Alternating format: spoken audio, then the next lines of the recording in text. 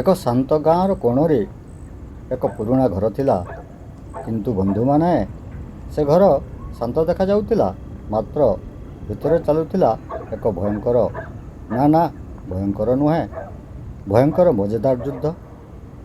ଏକପଟେ ଚତୁର ମୂଷା ଚିଣ୍ଟୁ, ଅନ୍ୟପଟେ ଭୋଳା କୁକୁର ଭୋଲୁ। ଏବଂ ଆଜି କିଛି ଏମିତି ହେବାକୁ ଯାଉଛି ଯାହା ଦେଖି ଆପଣ ହସିବେ ମଧ୍ୟ ଓ ଶିକ୍ଷା ମଧ୍ୟ କିଛି କରିପାରିବେ। ଚାଲନ୍ତୁ ଆରମ୍ଭ କରିବା। ରାତି ହେଲେ ଛୋଟ ଛୋଟ ପାଦରେ ଟିପ୍ ଟିପ୍ ଟିପ୍ ଚିଣ୍ଟୁ ବାହାରୁଥିଲା। ପେଟ ତାର ଗୋଲ, ମୁହଁରେ ହସ। ମୁଁ ହେଉଛି ଏଇ ଘରର ରିଏଲ ବସ୍। ସେ ରନ୍ଧା ଘରକୁ ପହଞ୍ଚିଲା। ବିସ୍କୁଟ ଦେଖି ଆଖି ଚମକିଗଲା। ଓହୋ, ଜ୍ୟାକପଟ୍! 1 ବିସ୍କୁଟ, 2 ବିସ୍କୁଟ, 3 ବିସ୍କୁଟ, ପେଟ ଭରିଗଲା। କିନ୍ତୁ ଲୋଭ, ସେ ତ ଆଉ ବଢ଼ିଲା। ସକାଳେ ଭଲୁ ଅଙ୍ଗଣାରେ ଷ୍ଟ୍ରେଚିଂ କରୁଥିଲା। 1, 2, 3। ସେ ବହୁତ ସିନ୍ସିୟର ଥିଲା, କିନ୍ତୁ ବ୍ରେନ୍ ଥୋଡ଼ା ସ୍ଲୋ ଥିଲା। ମାଲିକ ଆସି କହିଲେ, ଭଲୁ, ମୂଷାକୁ ଧରିବୁ। ଭଲୁ ସେଲ୍ୟୁଟ୍ ମାରିଲା। ଭଲୁ କହିଲା, ୟେସ୍ ବସ୍।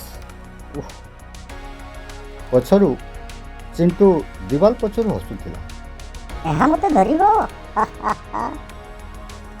ସେହି ରାତି ଚିଣ୍ଟୁ ଏକ ମାଷ୍ଟର ପ୍ଲାନ୍ କଲା। ସେ ଭଲୁର ପଛକୁ ଚୁପଚାପ ଆସିଲା। ଧୀରେ ଆଉ ଧୀରେ। ଟାଣ। ଆଉ ଭୂତ।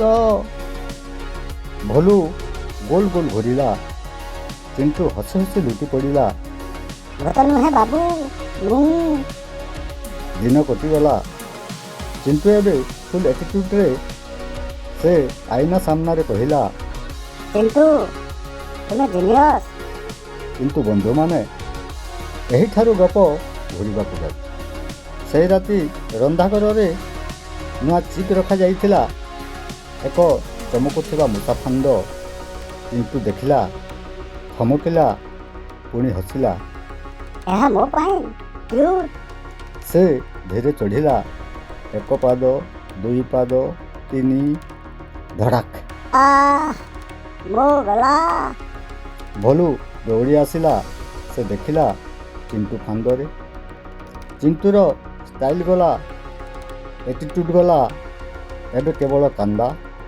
ଭଲୁ ଭାଇ, ସରି, ପ୍ଲିଜ୍ ବଞ୍ଚାଇ ଦିଅ। ଭଲୁ ଚୁପ୍। ଭଲୁ ଧୀରେ। ତୁମେ ମୋତେ ବହୁତ ଘୁରାଇଲ। ଚିଣ୍ଟୁ କାନ୍ଦିଲା। ମୁଁ ଭୁଲ କରିଛି। ଅତି ଚାଲାକି ଖରାପ। ଭଲୁର ଆଖି ନରମ ହେଲା। ସେ ଫାନ୍ଦ ଖୋଲିଦେଲା। ଚିଣ୍ଟୁ ବାହାରି ଶାନ୍ତ ହୋଇଗଲା। ପ୍ରଥମ ଥର ଚିଣ୍ଟୁ ସିରିୟସ୍ ହେଲା। ଚିଣ୍ଟୁ କହିଲା, ଆଜି ମୁଁ ସତରେ ଶିଖିଲି, ବନ୍ଧୁମାନେ, ଅତି ଚାଲାକି କେବେ କେବେ ନିଜ ପାଇଁ ଫାନ୍ଦ ହୋଇଯାଏ। ଅନ୍ୟକୁ ଛୋଟ ଭାବିବା ଭୁଲ। ଦୟା ସବୁଠୁ ବଡ଼ ଶକ୍ତି। ଏହି କାହାଣୀର ନୀତିଶିକ୍ଷା ଏହିକି ଯେ ଅତି ଚାଲାକର ଗଲାଣି ଥାଏ। କାହାଣୀ ଭଲ ଲାଗିଲା କି?